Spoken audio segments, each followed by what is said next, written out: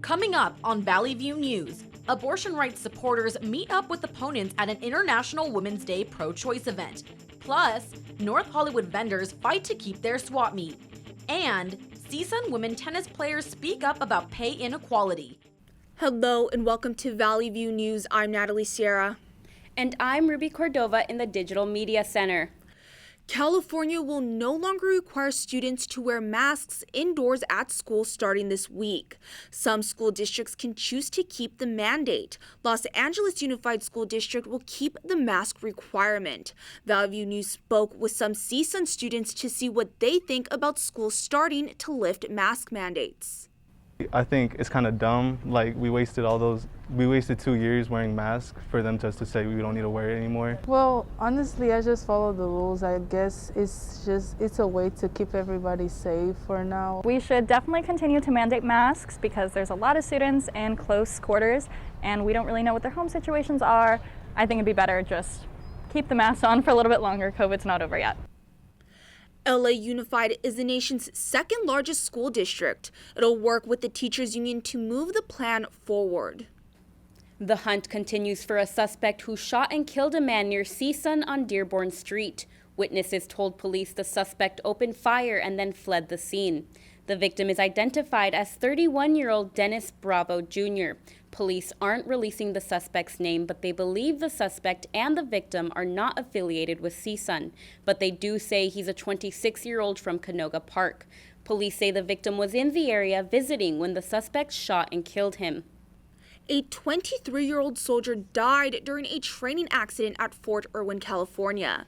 The Army says Joseph M. Meidel Jr. was part of an armored cannon crew connected to the 1st Cavalry Division. Fort Irwin is home to the National Training Center, which is used for simulated battle exercises. It's in the Mojave Desert between Los Angeles and Las Vegas. The Army hasn't provided details of the accident, saying it's still under investigation. A San Fernando Valley man was arrested and charged for a nearly 2-year burglary spree. LAPD says he hit local businesses like mom and pop shops, restaurants, and salons. Police say 62-year-old Ruben Newhouse is suspected in more than 70 burglaries between October 2020 and February 2022. Security footage caught him breaking into businesses and emptying cash registers in North Hollywood. He's suspected of additional burglaries in the Devonshire and Van Nuys area. The investigation is still ongoing. LAPD found him on security footage. After searching Newhouse's home, police allegedly found burglary tools and stolen items. In honor of International Women's Day, abortion rights activists marched in downtown LA against a possible overturning of the 1973 landmark decision Roe v. Wade. Valley View News reporter Vanessa Garcia was there. Abortion rights activists were chanting in the streets of downtown Los Angeles for the Rise Up for Abortion Rights movement. They rallied outside of City Hall, fearing that the Supreme Court may uphold a Mississippi 15-week abortion ban that challenges Roe v. Wade. Pro-choice advocate Mari Wright rallied alongside abortion rights supporters. She says that no one should have the right to control another person's body. As a Christian woman, I personally believe that God gave everyone a choice when they were born what they wanted to do, and it's not anyone's right to take that away from anybody. Anti-abortion protesters were also at the event. Tension rose as the counter-protesters voiced their opinions on abortion. Disgusting. Well, I'm here to tell you, as a confirmation, that abortion is murder. Telemundo, get this, because abortion is murder. Anti-abortion advocates displayed Bible verses they believe support their cause. They don't think abortion procedures are a woman's fundamental right to choose. However, Heather, a pro-choice supporter, believes her body shouldn't be up for discussion. I'm donating my time. Got to make sure that you believe in fight for what you believe in. You know, that's all I want. I just want to be left alone. Leave my body alone. My choice. Los Angeles is just one out of the 12 cities nationwide that witnessed abortion right activists protest on International Women's Day as supporters continue to protect Roe v. Wade from possibly being overturned by the U.S. Supreme Court. Reporting from downtown LA for Valley View News, I'm Vanessa Garcia. The LAPD is investigating the death of a 42-year-old Riverside County man. His body was found in a room in the 20,200 block of Ventura Boulevard. There are at least 2 hotels on that block. Police didn't specify the exact location. A security guard found the victim's body last Thursday. He's from La Quinta. Officials say his feet were tied and he was handcuffed with strangulation marks on his neck. The man had lived at the location since July 2021. The Biden administration announced that it's partially ending a border deportation policy. Unaccompanied migrant children can no longer be expelled without an asylum screening. The Center for Disease Control and Prevention authorized expulsions with the policy Title 42 to stop the spread of COVID in border facilities. U.S. law requires border officials to transfer unaccompanied children who aren't from Mexico to shelters overseen by the Department of Health and Human Services. Whether migrant families and adults will continue to be expelled is still under review. President Joe Biden and House Speaker Nancy Pelosi pushed back on this week's assessments after Democrats blamed rising inflation. Experts say, along with supply chain issues and rising demands, the ban on natural resources puts Russia at fault. Make no mistake, inflation is largely the fault of Putin. I love, the Republicans saying it's Biden's gas pipeline. Biden said he's going to stop the Keystone pipeline, and I did. And that's the reason prices went up. Pelosi says the government is not throwing away money, but instead is trying to reduce the national debt. The $1.9 trillion American Rescue Plan is also a main issue for hiking prices. Gabby Petito's parents are suing Brian Laundrie's parents, alleging they knew about their son murdering her. In this suit, they allege that Brian Laundrie told his parents about killing Petito around August 18th and were arranging for him to flee the country. Petito and Laundrie, who were engaged, went on a trip through western United States before she was killed. The suit claims the last time Petito's parents spoke with her was on August 27th. She was 22 years old. The suit lists blunt force injuries to her head and neck with manual strangulation as her cause of death. The World Health Organization confirmed a new COVID variant called Deltacron. It's a hybrid of the Omicron and Delta variants. WHO said the first cases were reported in Denmark, France, and the Netherlands. A research group in France reported 17 identified Deltacron cases. A study by Helix, a CDC-affiliated lab, revealed 2 independent cases of Deltacron were found in the U.S. Researchers say it's too early to know how transmissible Deltacron is or if it can cause severe illnesses. Pfizer CEO ALBER says people are going to need a 4th dose of the vaccine. Although the 3 vaccines are currently effective, Burla warns that stronger variants are coming that will require further protection. He says that protection after the 3rd dose isn't as effective or as long-lasting against variants like Omicron. Currently, the CDC says that some who are moderately or severely immunocompromised are eligible for the 4th dose. It is still unknown when the U.S. Food and Drug Administration will authorize the additional shots for healthy individuals. Former President Barack Obama tested positive for COVID-19. He announced the news on Twitter. Obama spent the majority of the winter season in Hawaii, but he reportedly tested positive for the virus while in Washington, D.C. Obama said former First Lady Michelle Obama tested negative. He tweeted, "They're grateful to be vaccinated and boosted." Obama is the 2nd president to test positive for COVID-19. Former President Trump tested positive in October 2020. North Hollywood swap meet vendors got an eviction notice to leave their long-used building by the end of the month. Rather than call it quits, Valley View News reporter Brandon Zamora says they've decided to fight to stay open. North Hollywood swap meet vendors protested on Lankershim Boulevard because the vendor gathering spot is closing soon. Susie Limos has owned Jenny's Party Supply for 10 years. She says news of the closing has been very stressful for many vendors since they got the news. Everyone started to get depressed, wanting to cry. It felt like someone poured a bucket of cold water on us because a couple of days before that, mostly everyone had just paid their rent. The landlords want all vendors to vacate the building by March 31st. That means the end of an era for a lot of vendors who spent many years at the swap meet, including Juana Medina, who owns JM Sports. She grew up in the North Hollywood swap meet and regrets children here today won't have the same experiences. If we do close down, it sucks because I'm not gonna see them. So obviously, yes, I could just text her mom and be like, hey, let's hang out because we're cool, but it's like, oh, I'm not gonna see them on the daily anymore. Medina graduated from CSUN in 2019 with a business degree. She says her dad and other family members taught her more about the business experience, since they're business owners too. I learned from them how to have a connection with my vendors, how to have a relationship with my customers. Valley View News reached out to the landlords and haven't received a response. One of the vendors said they haven't been in much contact with them either. However, that won't discourage the vendors from continuing to protest in hopes of staying in the swap meet just a bit longer. Store owners will have to pay a $600 per day fine if they do not vacate the swap meet by March 31st. Reporting from North Hollywood for Valley View News, I'm Brandon Zamora. More to come on Valley View News. Anti-war protests in Europe surged since Russia's invasion of Ukraine. And the death toll of homeless people rose, and a vigil was held in downtown LA to remember the fallen Angelenos. Here's to the things that can keep us safe. Those we use all the time with hardly a thought. Those that are silently standing by to save our lives.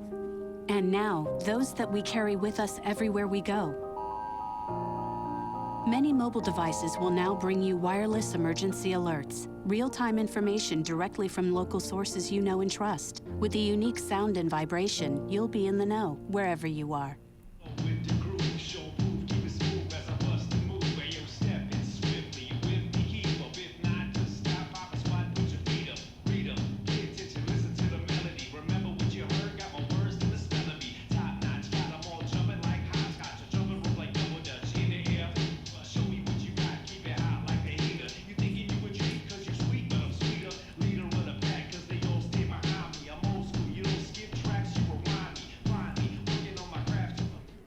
First, we're going to check in with Dominique Silva in Studio B for some international news. There were anti-war protests in cities across Europe following Russia's attack on Ukraine.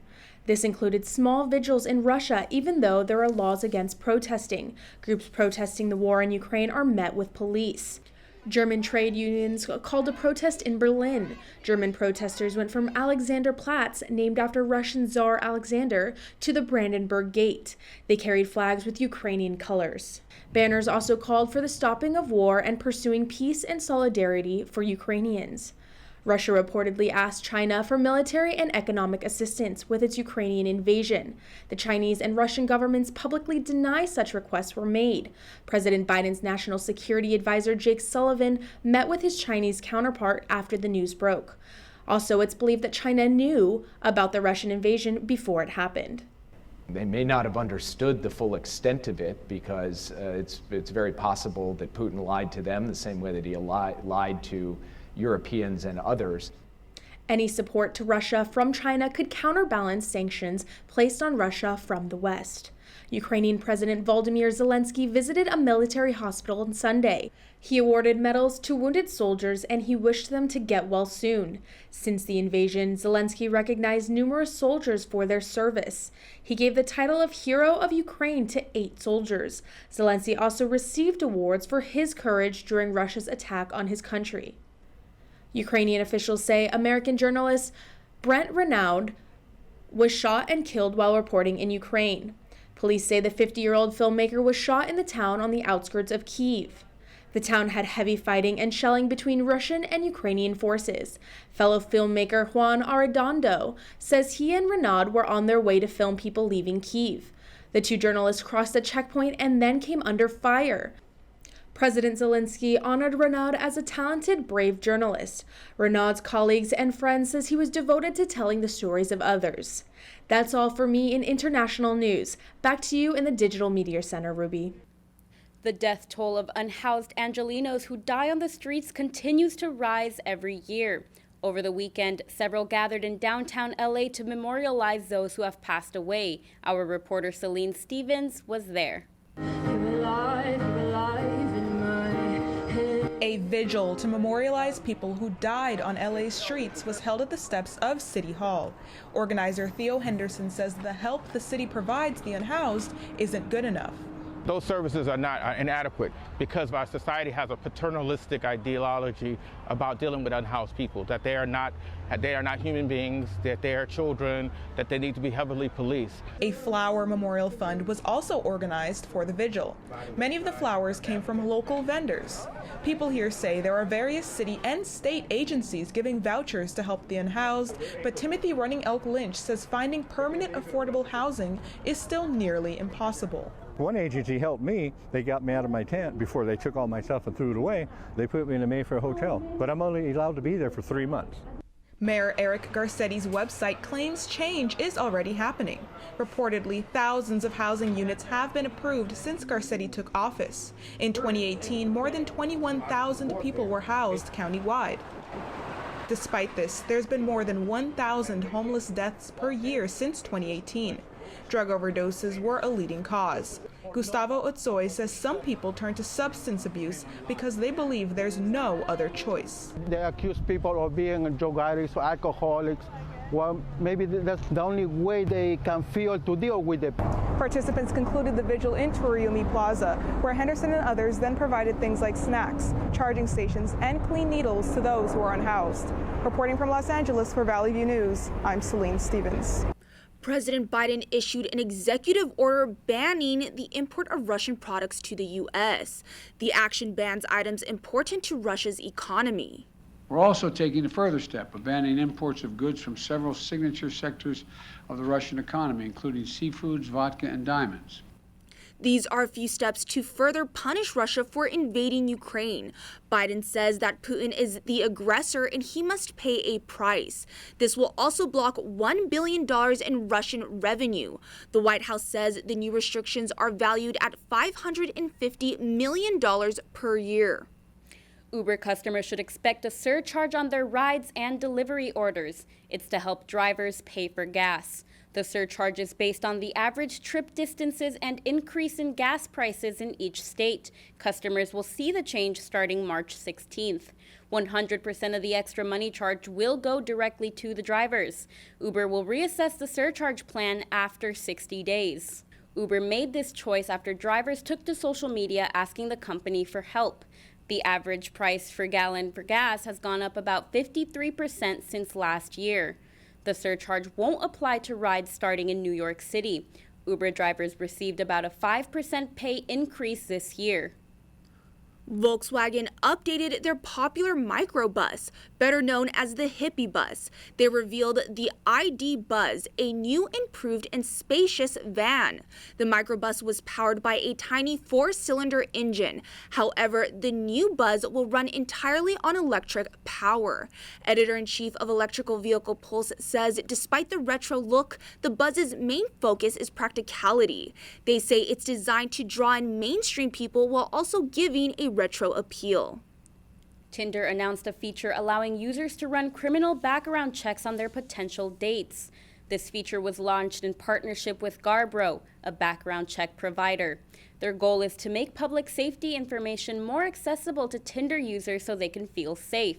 However, experts who specialize in sexual violence and surveillance say the feature is misguided. They say the risk amplifies the biases in the criminal justice system. The founder of Surveillance Technology Oversight Project says the feature assumes those who pose a threat and have a criminal record. He says the majority of abusers have no criminal record. The feature launched this week. Los Angeles County ended their indoor mask mandate last week. Our reporter Elizabeth Campos went to Newhall to speak with businesses on how it's affecting their businesses and employees. Last Friday, Los Angeles County lifted indoor mask mandates for stores, movie theaters, bars, restaurants, gyms, and offices, regardless of vaccination status. ALICIA STELLA works at MAISON on Main in Newhall and says the culture has changed. People are enjoying smiling at one another again. You get the one or two that want to wear a mask, and we're always very respectful of that, but I think for the most part, people are just happy to be in the fresh air. The Center for Disease Control has Southern California in the low COVID-19 transmission level. However, some people working on Main Street are still being cautious. Emily Alber works at MASCOT. You never know who's going to be walking in here, who they've been with, who they're around, if they're vaccinated or not. It can get a little stressful sometimes. While some people remain unsure about the new mask rules, ARIELE Matthews, an esthetician at MASCOT, says business picked up after the mask mandate was dropped. They're coming in and getting their brows done or whatever else to go out in the world again, which has been really cool to see. With the mask mandate now being lifted in Los Angeles County, some Newhall residents are still apprehensive about what this might mean for their communities. Despite this, Main Street is ready to open up their arms to new customers. Reporting from Newhall, I'm Elizabeth Campos for Valley View News. When we come back, players on CSUN's tennis team talk about pay inequalities they have to face. Also, Universal Studios Hollywood has a new attraction that debuts next year. Stay with us.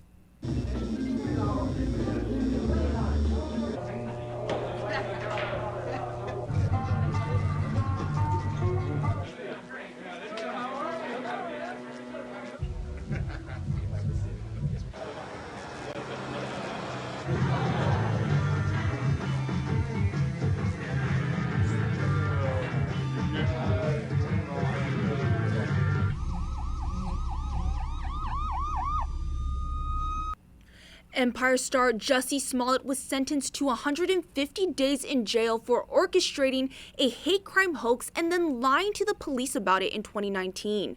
Smollett was found guilty in December on 5 counts of felony disorderly conduct. Smollett continues to claim he didn't orchestrate the hoax and stood up to make a statement in court maintaining his innocence to the judge. Your Honor, I respect you and I respect the jury, but I did not do this. And I am not suicidal. And if anything happens to me when I go in there, I did not do it to myself. The star's future in Hollywood is up in the air. It remains unknown if he'll end up on a list of uncastable actors. Tom Brady says he'll return to the Tampa Bay Buccaneers next season. The 7-time Super Bowl champion had previously retired in February, but says he realized his place is still on the field and not on the stands. Brady will be aiming to win his 8th Super Bowl in his 23rd season. Tiger Woods was inducted into the World Golf Hall of Fame. Woods' daughter introduced and presented him with the award. He's won 15 majors and a joint record 82 wins on the PGA Tour. The legendary golfer hasn't played since 2020 Masters due to serious injuries he suffered from his car crash last February. Nevertheless, he has made a strong case to be considered the greatest golfer of all time. Hailey Bieber's reported to her fans that she's doing well after going to the hospital for a blood clot found in her brain. The 25-year-old model said she felt stroke-like symptoms while having breakfast on Thursday. Husband Justin Bieber confirmed the news through Instagram after she was hospitalized. Hailey describes the incident as one of the scariest moments in her life. Thankfully, the model recovered within a few hours and is reported to be back home. The incident comes just a week after Justin tested positive for COVID-19. However, doctors do not think there's a connection. As a part of Women's History Month, Valley View News went out to talk about the harsh realities of gender pay gaps in tennis. Our reporter Brenna White has the story. There are many inequalities when it comes to tennis. For men and women, there are large wage gaps and big differences in prize money at tournaments. Some players on the women's tennis team at California State University Northridge notice these imbalances.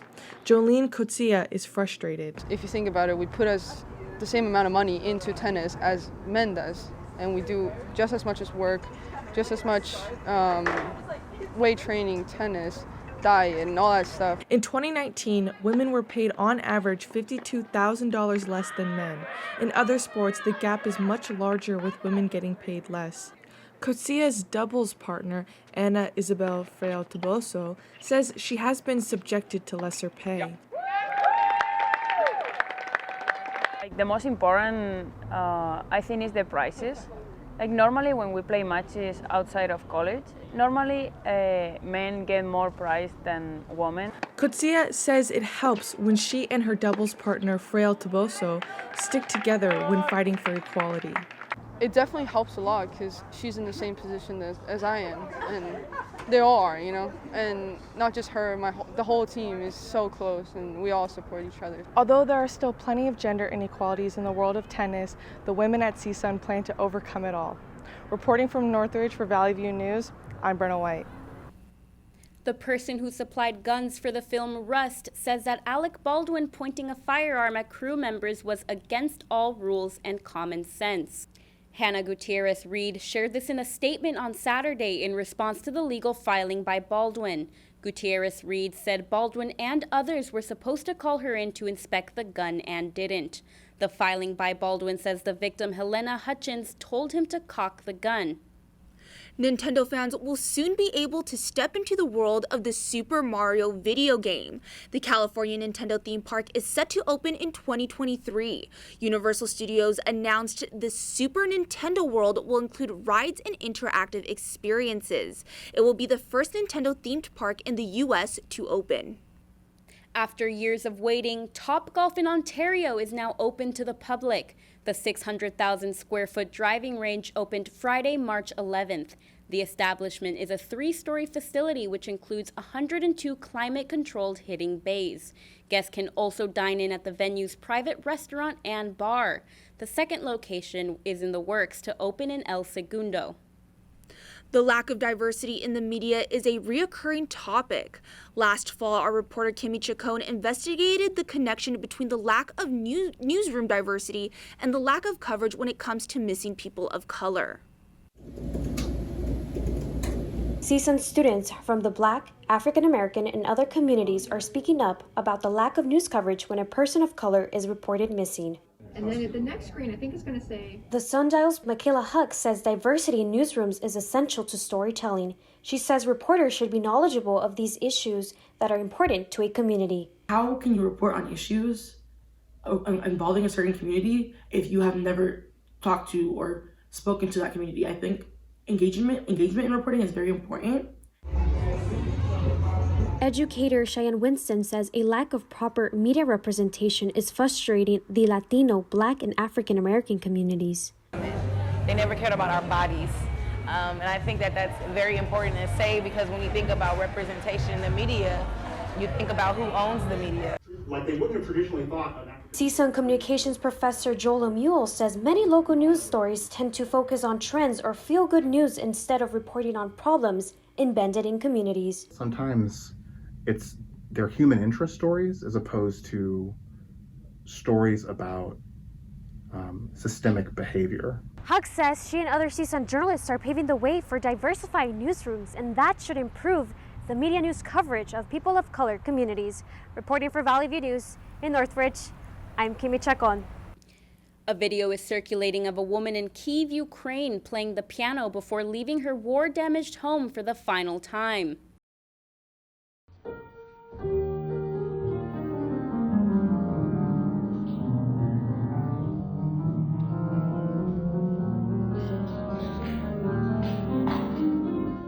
The video was posted on TikTok by the woman's 16-year-old daughter, Karina.